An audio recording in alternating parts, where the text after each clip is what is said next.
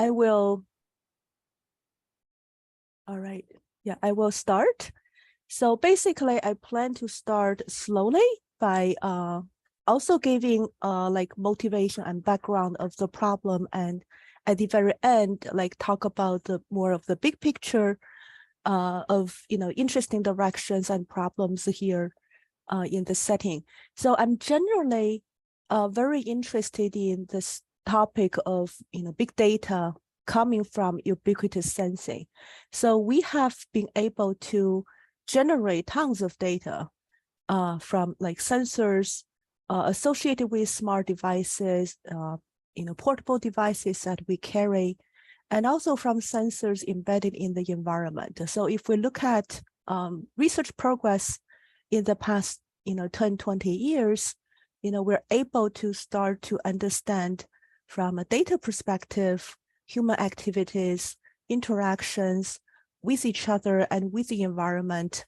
And lots of information here can be useful for efficient use of resources, for better management of, let's say, traffic or energy consumption, etc.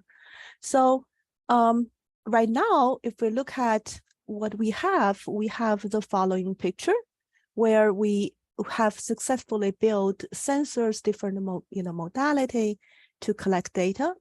And at the same time, this breakthrough in machine learning in the past 20 years, again, have enabled processing of this huge amount of data to generate useful knowledge. So we have this picture that from the sensing, we can generate data that feed into machine learning algorithms to make them useful. Now, one picture that is one component that is currently not yet developed much is this data privacy part, but I think it's picking up. So when we look at this big picture, right, so we are happy to collect information we didn't know before. At the same time, sometimes we worry about we collect too much or we are able to learn too much. So just to give some examples, I'm just putting, some sample words here. So from distributed sensing, if we look around with the wearable devices, with smartphones, they come from like many sensors that can record voice, record video or picture information, motion, like gyro sensors. And from this data, we could learn human activity, like, who's doing what, how many people are in the room, and who are they, right? And what are they talking about? So with powerful machine learning tools, now we're able to really understand what's going on and make predictions and make inferences. And this can be useful for like health management, anomaly detection for personal health. It could be useful for energy consumption management, right? If we understand how people move around inside a building, maybe we can turn on or off air conditioning accordingly for better use of energy. And it's also useful for city management and civil planning, how we should manage traffic, right? So the traffic light management, and just to make people, move around easier with less congestion, etc. At the same time, all of these machine learning tools and the data we collect can also provide information that are central to individual identity. Can be easily learned, in fact, from many signals that may be considered innocent. But when you apply a machine learning a tool with enough data, it's actually very easy to figure out who's who, just from very simple, innocent-looking signals. Location is another attribute that is highly sensitive. Especially if we know location at a fine granularity, then nobody wants to be tracked at all time. And again, health condition and social relationship, all of these are sensitive information that can be easily learned from data. So there are numerous examples that I don't need to emphasize. So the question we are facing here is, how do we protect the privacy, individual privacy, while still support all these nice applications in this big picture? And this problem is related to both the data collection part, that what data should we collect, how much should we collect, and maybe if we collect, maybe don't share, maybe don't report, as well as the machine learning part, that is, what should we do to the data so that we can guarantee privacy to be reasonably protected. And here, the problem varies a lot with particular applications, like what we care about the data, what part of data is considered sensitive can be different, and can be even different for different individuals.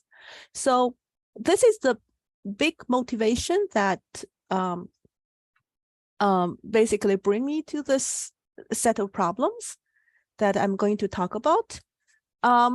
So just to have a very concrete application scenario, we consider, let's say, occupancy sensing. This is smart building application, where we use smart devices to track occupancy, like how many people are in a room.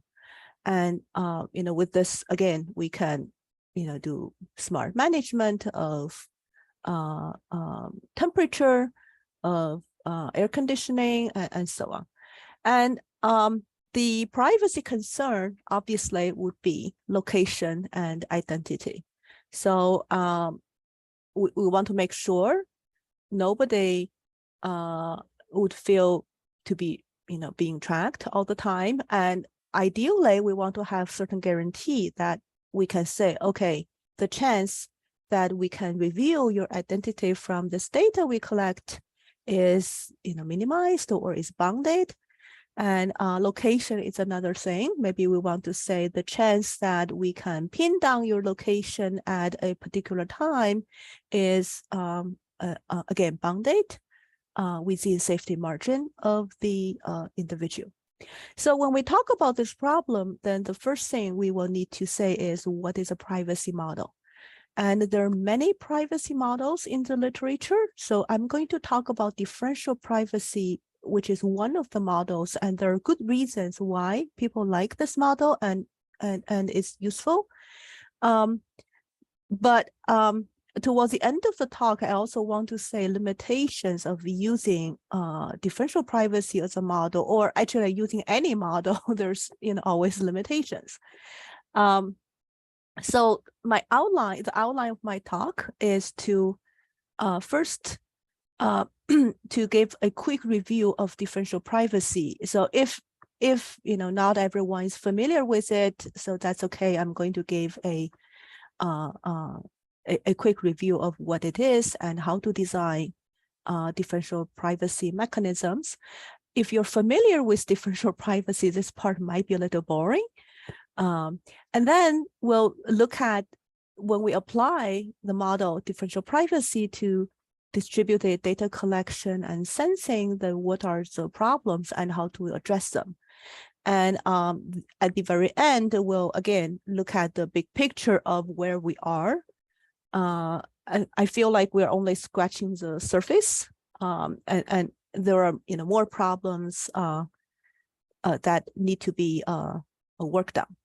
Anyway, so stop me anytime if you have questions. And I will start with this differential privacy model, where the main concern is we have a database of sensitive data entries. So imagine this would be, let's say, salary of employees in a company. And we want to answer queries of this database. So database is stored in a secure place. And we want to allow queries to the database. And we hope that these query answers do not release too much information of these sensitive entries. So the questions we want to support would always typically be some kind of aggregated statistics. For example, what's the average salary? And we can imagine that, average salary, this question itself may not feel too bad, but a smart adversary can actually answer a number of questions and use it to build more accurate information towards individuals. So look at the following two questions. What's the average salary of everybody? And then what's the average salary of everybody except a particular individual, Bob, let's say. Now, if I have the two answers, I can actually calculate what's Bob's salary. So that's why this answering aggregated statistical queries is not private. And differential privacy basically says, okay, we should add noise to the query answers. We cannot answer them accurately. We should add enough noise so that when we look at Bob's information, it cannot be inferred from these query answers. And yeah, the yes. adversary has the list of employees, and so it can ask about a specific employee. So yeah, I guess we could imagine that this would be like Oracle a database type of thing, like the adversary can specify predicates. Like I'm gonna ask for this range of individuals and get answers back. And suppose the adversary knows something about Bob, like, Bob is within a certain, has certain attribute, right? And then you could kind of try to single out that individual. So this is a specific example, but even for general kind of predicate type, I mean, by combining this query answers, we actually reveal more about the single individuals. So that's the point here. Yeah. All right. So basically, differential privacy, which was proposed in 2006, is motivated by this observation to say we want to introduce noise so that a particular individual's information, whether in the database or not in the database, should not influence the query answer too much. So here we're considering two databases to be adjacent if they differ by one data entry. Let's say the data entry of Bob. And then we answer queries of the two databases, imagine in parallel worlds, like parallel universe, and we get two query answers. And then the condition for differential privacy says the chance that I'm getting the same type of answer from the two different databases should be similar to each other. The probability that my query answer is within, let's say, any specified range H is not so different from each other by e to the power of epsilon, where epsilon is a parameter we control of the privacy laws. So in other words, if I answer query so that you can remove any single individual that wouldn't change the query answer too much, then in some sense, from the query answer, you cannot infer, like go backward to say whether Bob was in the database or not. So that's the point. Yeah. Hope this makes sense. All right. Okay. So this is, there is another like slightly, with two parameters, epsilon and delta, called epsilon delta differential privacy, where we basically allow another additive probability delta at the equation. And again, epsilon is the multiplicative bound, and the delta is the additive probability error bound. Okay. And the top is typically called pure differential privacy, and the bottom is like epsilon delta is sometimes called approximate differential privacy. All right.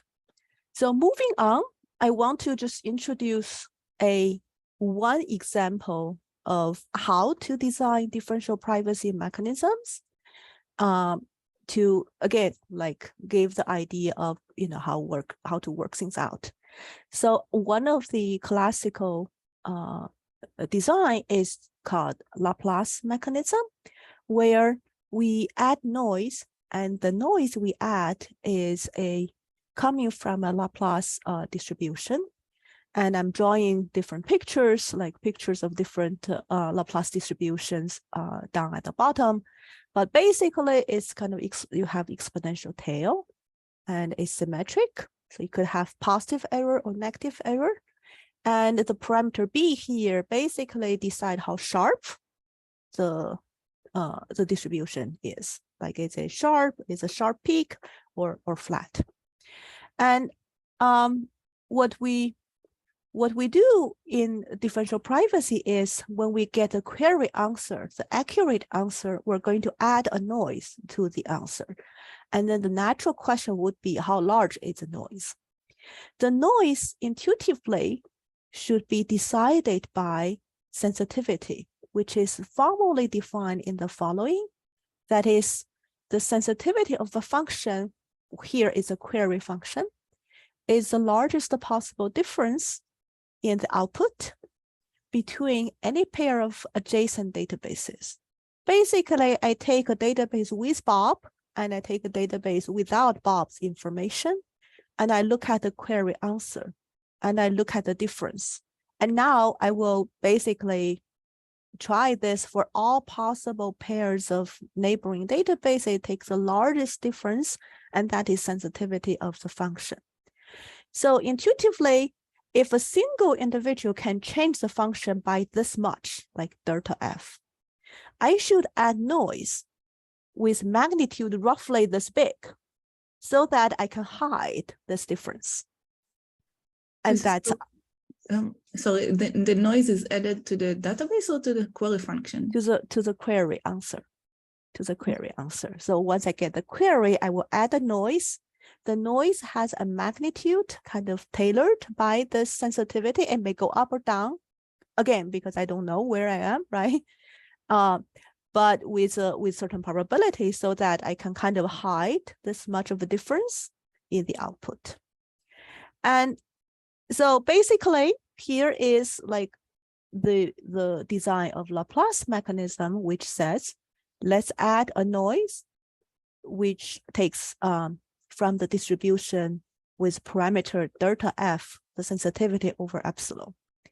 And this works because we can now write down, according to the differential privacy guarantee, that if I have my accurate query answer, what's the chance that this query might be coming from a neighboring database, D prime? That means the error I'm getting, which is the difference of these two neighboring databases, what's the chance that I pick in the Laplace distribution precisely error that match that? And this probability, as we can calculate down below, is roughly in the order of e to the power of x, which takes a magnitude of, the difference of these two functions, divided by b. I mean, just if we look at the Laplace distribution, right, there's a parameter b, which is taken as delta F over epsilon.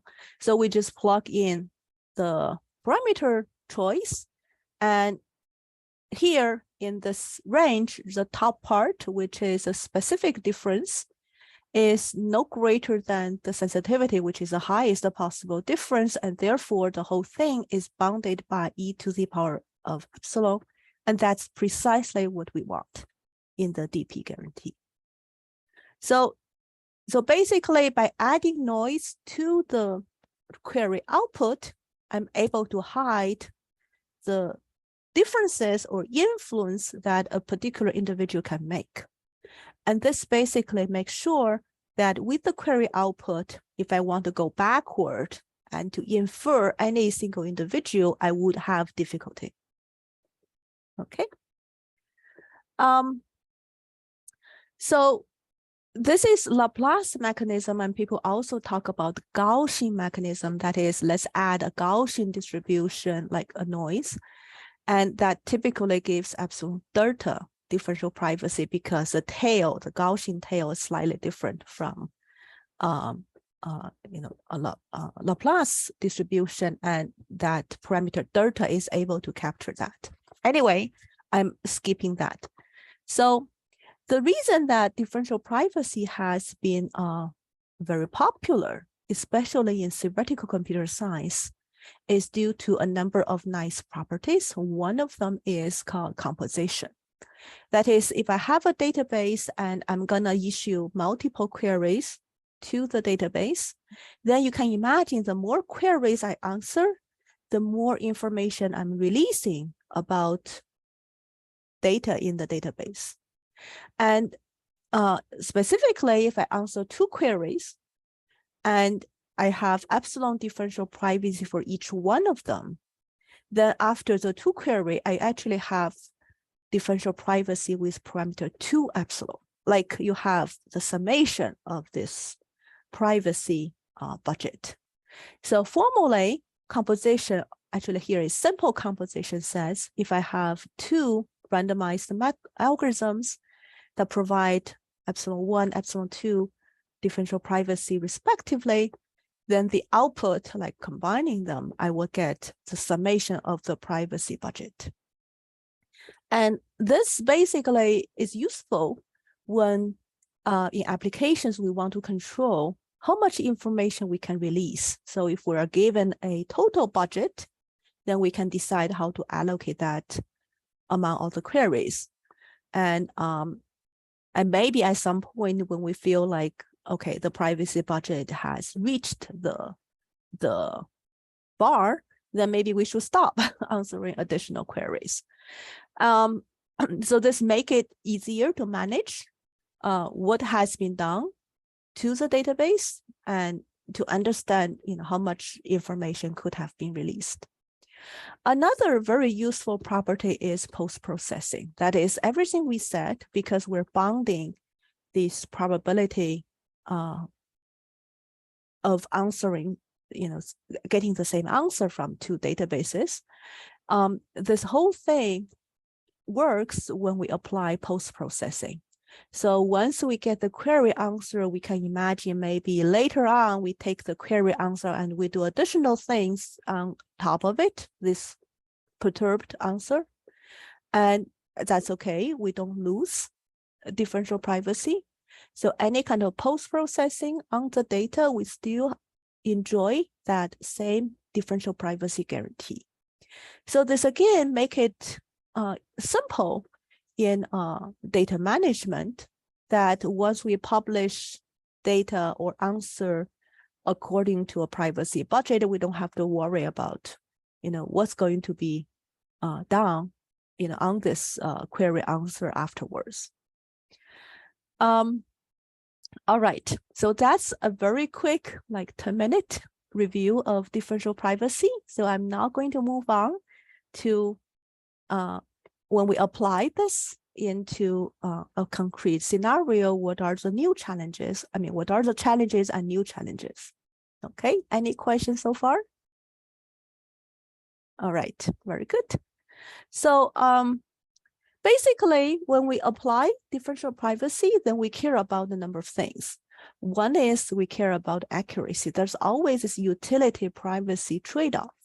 Now we can add like tons of error that make the query answer to be private, but it wouldn't be very useful for applications. So ideally, we want to get the best trade-off of like budget epsilon, but we minimize error we introduce to the query answer. And there, again, can be many forms of error defined, like max error or, squared error, sum of squared error, etc. Another property we would wish to have is for the output to have no bias. And I will come back to this later, but basically, if we introduce random noise, I want to make sure the random noise should have 0 mean. If I always bias towards one side, then I'm introducing something artificial to the data, okay? Transparency. So this is actually a property that would be really useful in practice. That is, ideally, if we're able to get mechanism that is data independent, meaning I can publish completely what I'm doing to the database. I can publish like what kind of noise I'm introducing to the data output. I can tell you what distribution I'm using. Of course, not the random seed, but I can make the entire thing to be super transparent. Now, that will help a lot with downstream data applications. When we publish some noisy output, and we don't stop here, because later on, right, there will be all these machine learning algorithms that will operate on the data and try to make some inference. Now, if I understand what kind of noise has been introduced, this will help me a lot of understanding what is the guarantee or quality of the inference I'm going to have for the further data analysis. Like currently, when we look at machine learning methods, we care about uncertainty quantification. That is, I want to associate with confidence with my prediction. And this kind of confidence, if I don't know what noise I have introduced, it will be very hard to formulate and quantify. So transparency is a nice property to have. And actually, when we look at some of the particular practice, we actually don't have transparency, and that could be a problem. Okay, moving on. Now, the next part is actually what I'm going to focus on, which is there are structural constraints or external constraints. So when differential privacy was introduced, it was introduced for this idea of a database of entries. And this could be like patient data. It could be like, say, employee data. But the assumption is these data entries are relatively independent of each other, right? Like the disease that one person has is, has nothing to do with the disease of the second entry, for example. But when we apply this for many other real world data, we have all kinds of special properties or structures. So for occupancy data, for example, a very natural constraint, just common sense constraint, would be the total headcount in the building is fixed if we don't have new person joining or people leaving, right? So, if you count the total number of people in different rooms, they should sum up to the same value, because nobody is generated and no one kind of vanish, right? However, if we just directly apply differential privacy by introducing noise for the headcount of each room, there's no guarantee that the summation should still be the same as before. And in certain cases, this could be a problem, because adversary recognizing this can actually try to go back and reverse engineer by using these ideas that the headcount should be the same, okay, across time, and then try to basically break the mechanism. I will get to that later. Another example that motivate this is in certain applications, actually, there are external constraints that enforce certain invariants. And here, a application is the use of differential privacy in 2020 census data. Actually, it's a big deal that differential privacy was adopted to be the privacy protection mechanism for census data. And however, because this is real data and there are invariant constraints that says, okay, the population total at the state level should be fixed. You can perturb your county level data any way you want. But when it comes to the state population, we want no error. And this is a hard requirement. It's actually part of the law. So, and there are other similar things like the total housing unit need to be fixed. Again, you can perturb individual components, but the sum need to be fixed. So basically, I want to show a few pictures of what is currently being done at the census. So for this system called disclosure avoidance system in census, they are introducing noise at individual like population count level by using differential privacy, like say Laplace mechanism or Gaussian mechanism. And after that, use post-processing to handle these constraints. So we first introduce noise, and then when we add them up, we realize the sum may not be the accurate count. But then we can do post-processing. This doesn't violate differential privacy guarantee, which is great.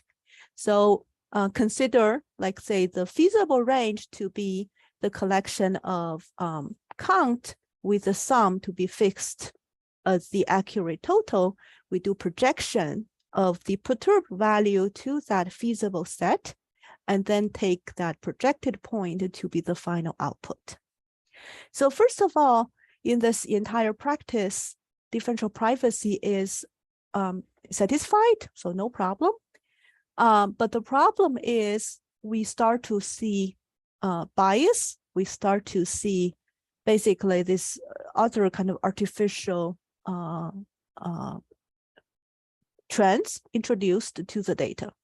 So the picture is showing the perturbed data with this practice, and then running regression on the final output by like basically county population level. And then is plotting whether that regression slope is positive or negative. In particular, if I look at that red dots, so these are the states where when we do the regression, we realize we have a very negative regression slope. So this means actually certain bias has been introduced to the data. So to give another picture, so this is basically the output from Illinois, and there are about 102 counties. They are sorted, on this picture by increasing population count. And the red dots are the output from the current algorithm called top-down algorithm. And we can see clearly there's a trend that basically add noise that are more negative for the larger county, and more positive for the smaller counties. And this is problematic because once we have, again, this perturbed data, when we run additional analysis, now this kind of artificially introduced trend is going to be picked up by regression analysis and so on. But that is actually fake. It's not really in the data. It's by the privacy protection mechanism. So instead, what we introduce, which is called subspace differential privacy, is able to go back and restore this incorrect trend. So this box plot is actually what we get. And we also plot basically like the 25 percentile, 75 percentile, and the mean. And you can see it's actually basically around the zero mean. And also, we could do this perturbation when we require noise to be integer values. And again, this kind of makes sense in practice because when we talk about population count, it should always be an integer. We should never have like a 0.5 person. And we can, again, do this by introducing noise that are required to be integer values and still introduce zero bias and totally transparent. So our method is actually transparent. Well, this projection method, in fact, is not. When you do projection, your projection depends specifically on the data point that you're working on. And therefore, without knowing the data point, I don't know how the projection works, and what noise is introduced. Yeah, questions? Okay. All right. So okay, I'm going like with this problem realized, in particular from this very concrete application of that like simple population count. We say, okay, maybe we should re-examine differential privacy and look at all these constraints and the environs and say, maybe we should consider this environs to be first-class citizen and work with this environs in the design rather than handling that later as post-processing. So that's a motivation of our work, which is called subspace differential privacy. Again, I will now jump into a little bit of notation and formulation. But everything in this formulation turns out to be like in algebra. So here we have a database.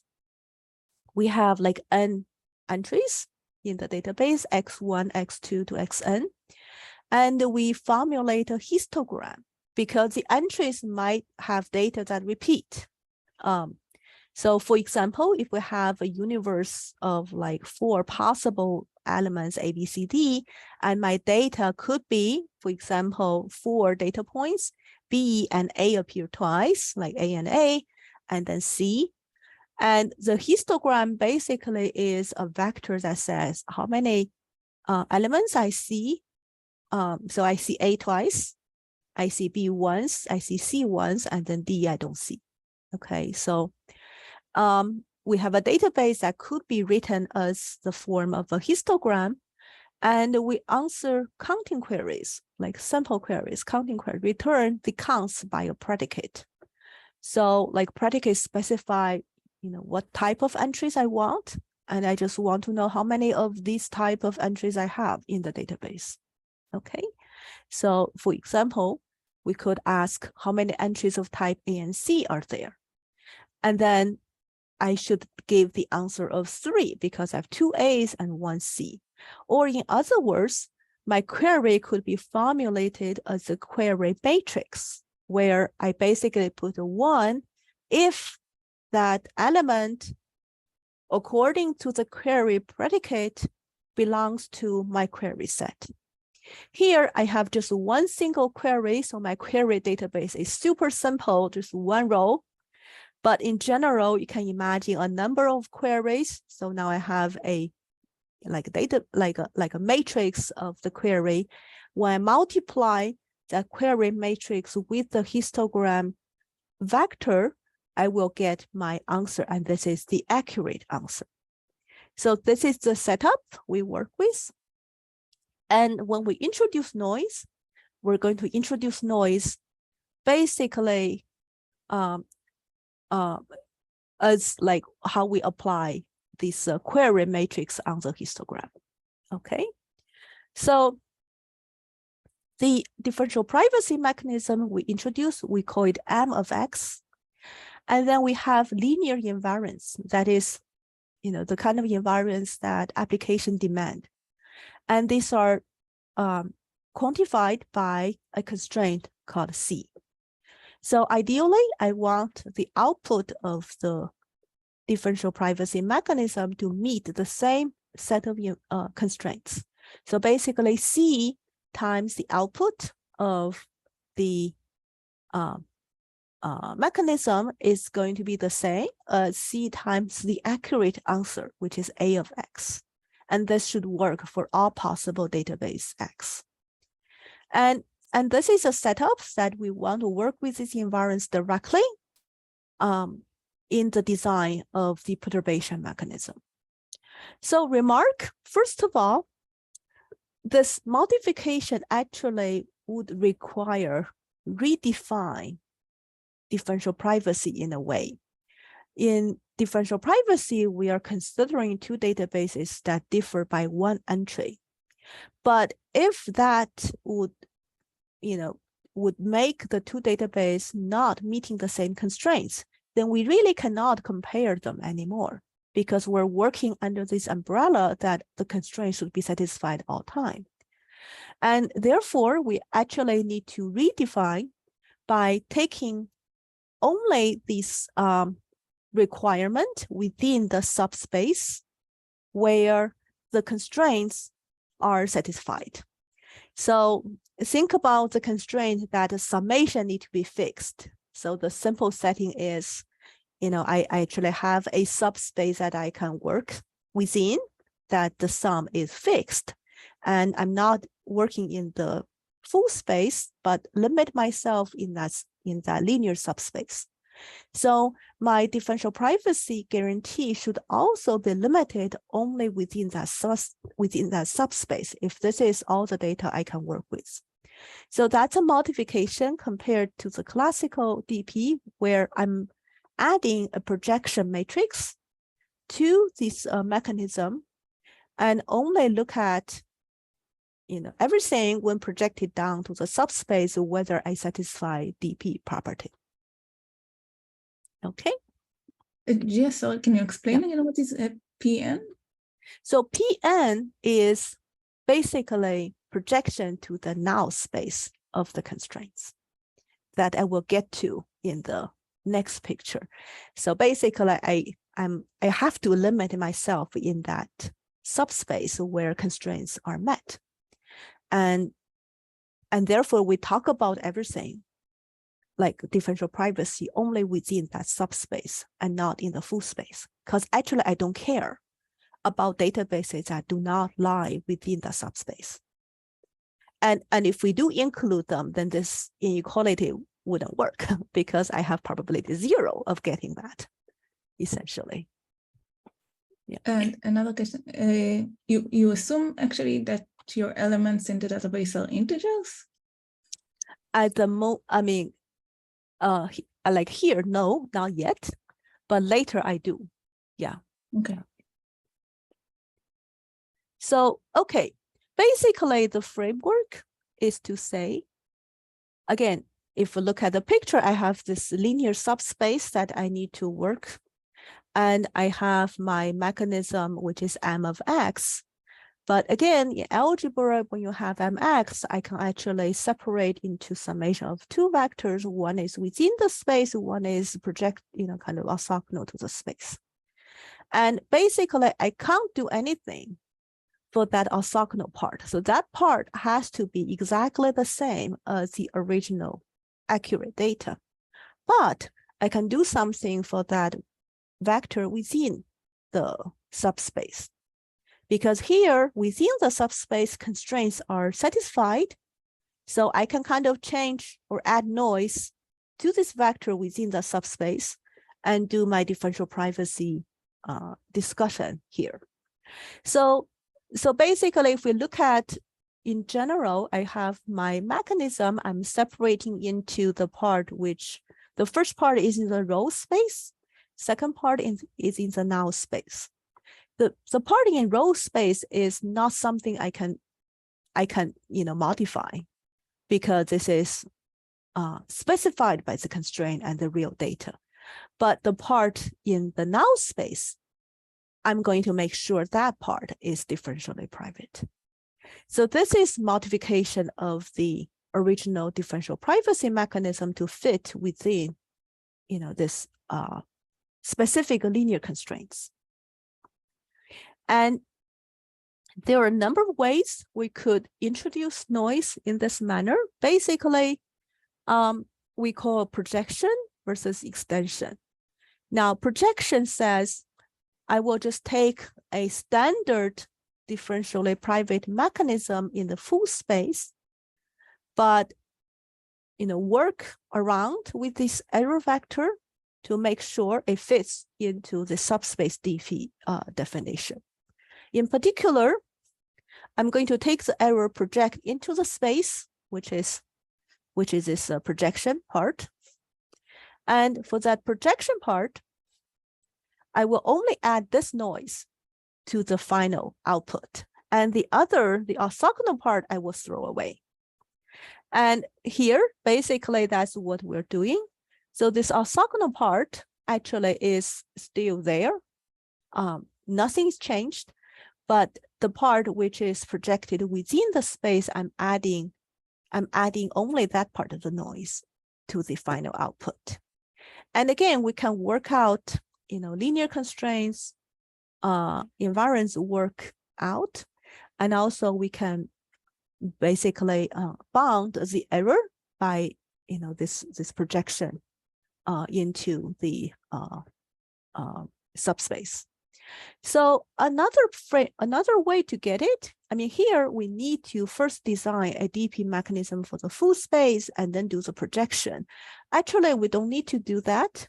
We don't need a full mechanism first. We could just basically take a mechanism and only work it within that subspace. So this we call extension.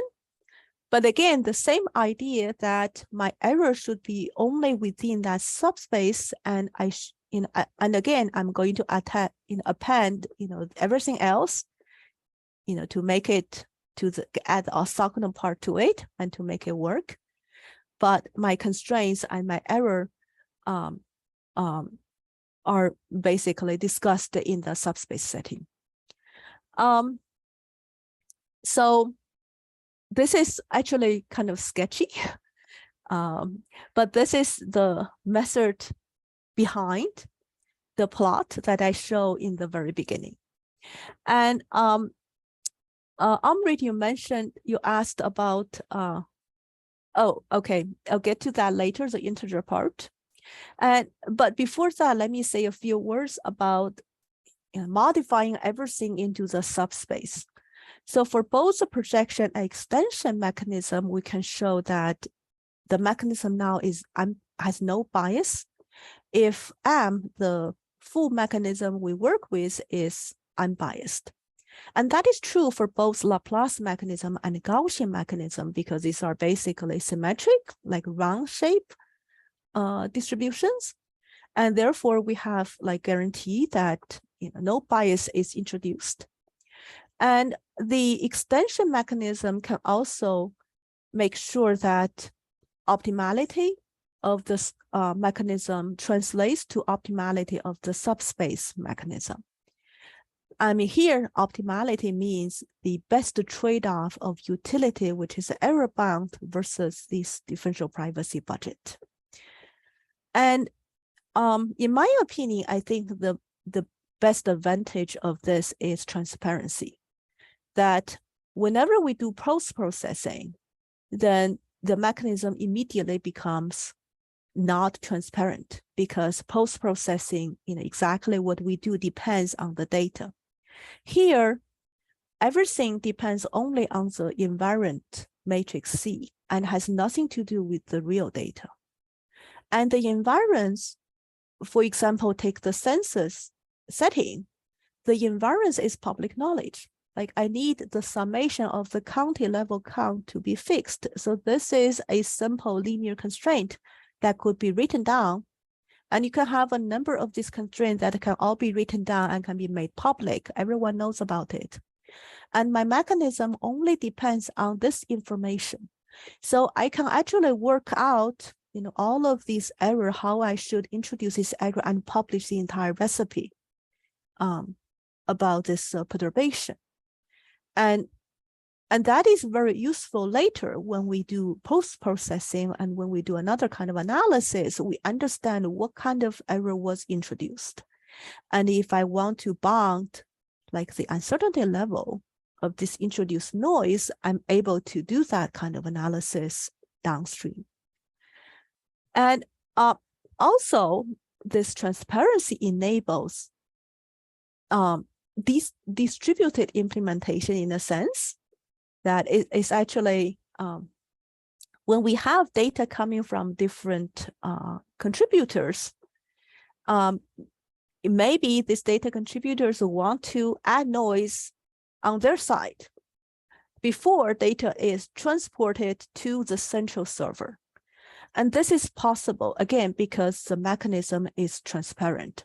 We can work out how the noise works, and then we can actually let the data contributors to generate their portion of noise and add them to their data. I mean, for this particular linear constraints, they may need to share random seed. But the point is, like, again, they can generate their part of the noise and add it to the real data and then transport that to the server and, be happy that the privacy guarantee is met. So I want to say one, like very quickly, of this integer space, integer subspace. So everything I said could be done for integer constraints and integer values. And this make it a lot harder, however, because when we have integer constraints, we're going to work with lattice points with additional linear constraints. And we can still work things out, but now we need to solve this sort of a linear constraint space and so on and so forth. And actually, it's highly non-trivial when we start to sample discrete integer distributions. But that part I'm going to skip entirely. Okay. Anyway, I want to come to the final big picture. And the big picture is that it's actually challenging to design privacy schemes when real-world data has all kinds of special structures, and when there's external information or prior knowledge on the data. Because this kind of structures and external information is available to the adversary. So if we perturb data in a way that do not respect these structures, the adversary, knowing this special structure, can actually design special attack mechanism. And I want to give very briefly 2 examples just to show, I mean, the problem is bigger than what we see with this linear constraints. In fact, like, I started to work on this attack mechanism before I kind of come around and say, okay, we don't even understand even the simplest setting, linear constraints, we don't know what to do. So let's work from the foundation and look at just linear constraints. And then maybe eventually we're able to handle this more complex problem. But I want to give a very simple example here. Okay, it's actually a classical DP problem that I run a survey for a population, and I want to answer, okay, what's the fraction of the population who smokes cigarette? And this may be, the answer to this question might be sensitive because people may not want to share this information. So a classical design is, okay, we'll do a response, which means we flip a coin, like each individual answering the survey, flip a coin, and then if it's head, tell the truth. If it's tail, then just report yes, no, uniformly randomly. Basically, the answer is not something you can fully trust because it may be coming from this random choice. And in particular, if A is a smoker, then report yes with probability 3/4. If it's not a smoker, report yes with probability 1/4. Okay, so that difference allows this deniability in a sense. Okay. And the total fraction of yes answers when we collect data, this noisy answer, you can calculate easily, is P/2 plus 1/4, where P is the true fraction. So basically how this works is I collect the data back and I just do my calculation, so I get P, the true fraction. And we could again do this differential privacy analysis where we say, okay, what's the chance of a smoker answering yes versus a non-smoker answering yes? And again, it's not hard. Turns out to be log 3 to be the epsilon, and delta is 0 for this particular perturbation mechanism. So everything looks good so far. The problem is, in reality, when we start to have external knowledge, for example, if an adversary knows the network, the social relationship of these individuals, then we start to see weird things. We also know smoking in particular is contagious, right? Like if people are influenced by their friends all the time. So if I consider these two settings where I have an individual in the middle and I have all the friends, and if I look at the friends and if 3/4 of them answer yes, then what can I say? Basically, looking at the probability, I know all of them must be smokers. That's why I have 3/4 answering yes. And if all of them are smokers, very likely this person in the middle is also a smoker. And the other picture, if 1/4 of them answering yes, I know all of them are non-smokers, and then the person in the middle very likely is not a smoker. So it's interesting because in this picture, differential privacy is not broken. Like nothing is broken. It still works. If you do the calculation, everything works, except that it doesn't match the intuitive privacy we have in mind. Like the intuitive privacy we have is actually to be against the statistical inference. Here, the trouble is I don't need to collect data from this person in the center. I can know a lot about this person by just looking at the friends. So even in the database without Bob's information, I can still guess Bob's salary. So that's the thing. Yeah. So differential privacy is still valid, but doesn't mean we really protect individual privacy in this scenario. So this is actually the kind of problem that bothers me like a few years ago. When we look at, this is the example, but we start to work on like attack and so on and look at, what we can do, what we cannot do, and so on.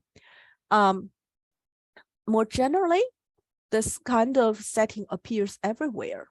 Again, back to the occupancy sensing example, where we take here, it's a concrete system where we have this Kinect sensor installed at the top of a wall, like a door. So we look down and we try to basically infer, okay, whether we have someone coming in or someone going out. And this is again for occupancy tracking. And using the data, you can easily train a model that tell like everything about the individual. Okay, you can identify who's who. You can, tell male, female, like, blah, blah, blah. And this problem here is, even more challenging because if I want to get rid of this identity information, it's actually heavily embedded in the picture that I see here. Here, maybe I don't quite see, right, why this allows me to recognize a person, but a smart machine learning model is able to tell. So we need to, basically really develop better understanding of what's going on here and to successfully get rid of the sensitive information from the raw image. And we don't have any kind of theoretical foundation for that. Anyway, so basically, just a quick summary. So I think we're still at the beginning of working with this privacy issues with distributed sensor data, especially when there are structures in the data that we need to be aware of, even in the design of the mechanism. And I mentioned about this subspace thing, but you can see this is the simplest setting you can imagine, which is, linear constraints. And we want to do, in addition, like correlated noise, maybe, that's what we're working on right now. And maybe in the future, like more general models of data generation and correlation models that we can incorporate into the framework. Okay, I think I'm already using up all the time. So a quick list of references that, and I'm ready to take questions, additional questions, and thanks for having me here. Thank you so much. So I have a few questions. So about the machine learning algorithm that figure out if a person coming in or going out.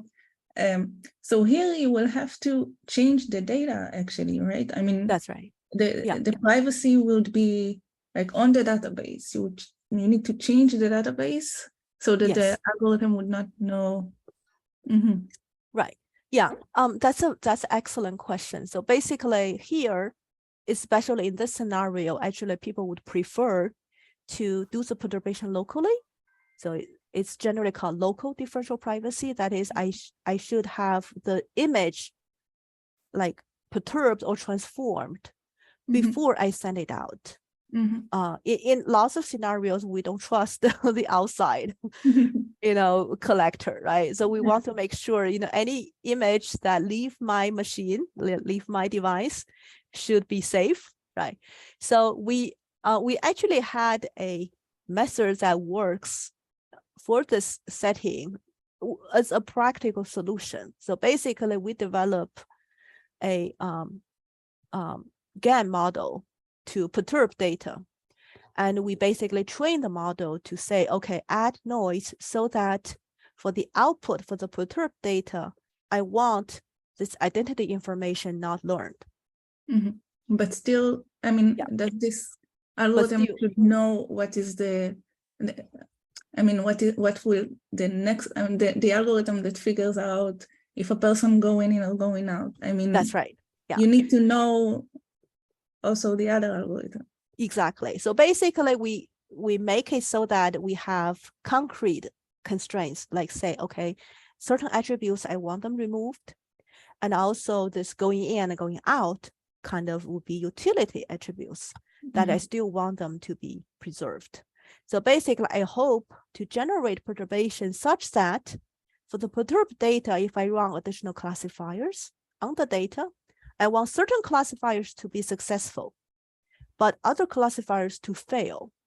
I mean, to fail in the sense of generating basically like random answer or answer according to the frequency of like the prior background prior knowledge. Right.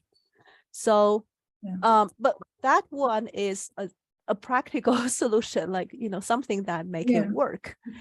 But we definitely want to go back to the root of the problem to say, okay, can we formulate everything? Can we still like extend this differential privacy guarantee there to formally say something? Yeah. And another question, so you said that if the data structure have like a special structure, then sometimes it's harder for the mechanism to work. Right. But maybe it's also the other way around. I mean, if a data structure has a special structure, then you can design a better mechanism. Are there examples for such cases? That's a good point.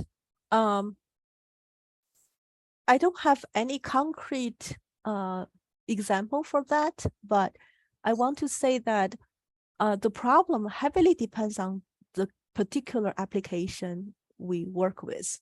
That is, if we look at different application, like people care about, different type of things and specify, all kinds of information as sensitive. And actually, it may also vary from individual to individual, right? Some people may not care so much, while others may consider like, okay, blocking more of my data. I think we don't quite have solutions that can be tailored towards, let's say, different personal preferences of privacy budget. And so it's actually, I mean, the differential privacy framework has been around for, I would say, 15 years, more than 15 years. And lots of nice mechanisms have been designed. Now, when we apply this mechanism to real world settings, we start to realize this additional kind of problems that show up. And this motivates us to go back to basically look at this, fine tune them to say, okay, how to make them work for my scenario. And So you try to make them work like for a general, for a specific scenario and not a general Yes, scenario? but both for a specific and for general. Mhm. For a very general scenario, I can still specify that, but that would be computationally kind of hard. Mhm. And maybe take a very concrete example. Actually, we don't know anything about how to work with trajectory data. Mhm. So this probably connects to lots of discussion we had before. Yeah. That trajectory data is very interesting. It's very interesting because you can actually find so much about the Right. individual from the trajectory data. Yeah. And then on one hand, we don't understand why, right? Why we can learn. And on the other hand, this is also the challenge. If we don't know, how you can identify this person from that person from this trajectory database, when we want to protect privacy, like what kind of changes should we make? So yeah, I consider that one to be one of the most difficult Mhm. set of data to work Yeah. with. Yeah. Okay. Any more questions? Yeah. Can I have a question? I wanted to ask about the computational price for having differential privacy for the database. Is it feasible in practice? How much more resources the computer center should have? Is it prohibited in some cases, or prohibitive in some cases? I actually trying to understand the question, and maybe I'll repeat to see if I get it. It's a question about this differential privacy budget epsilon, that how to set epsilon in practice. No. Okay. The question is more about I have a database. I Yeah. want to allow access, but keep it private. I want to implement differential privacy algorithm for my database. How computationally in theoretical point of view or in practical point of view, how more computational resources I need to have like state-of-the-art algorithms. Right. Okay. All right. So basically, it's about what is the computation cost of this differential privacy mechanism. I guess the general framework is, if we take, again, there are many settings, but if we take this interactive setting, then basically the computational cost is to figure out this sensitivity of the function, of the query function. And that depends on what query I'm trying to answer. If like for the average, it's simple, but for certain other kind of queries, it might be, again, the computation cost may vary. But that is where the computational challenge or cost comes from. In other settings, so people also talk about data publication with differential privacy. Again, that is, I take my database, I'm going to perturb every entry, and I publish the entire database. The good thing is, with post-processing, after I publish everything, I don't have to worry about privacy anymore. Right. But again, depending on what attribute is considered sensitive, and and also how you publish the data, so that is where this computation should focus on. Yeah. Thanks.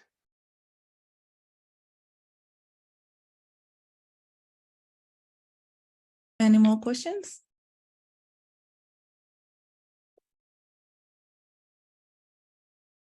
Okay, so thank you so much, Jie, for your talk. All right. Thanks, everyone. Yeah. Thank you. Thank you. Thank you very All much. right. Thanks. Bye. Thank you very much. Thanks.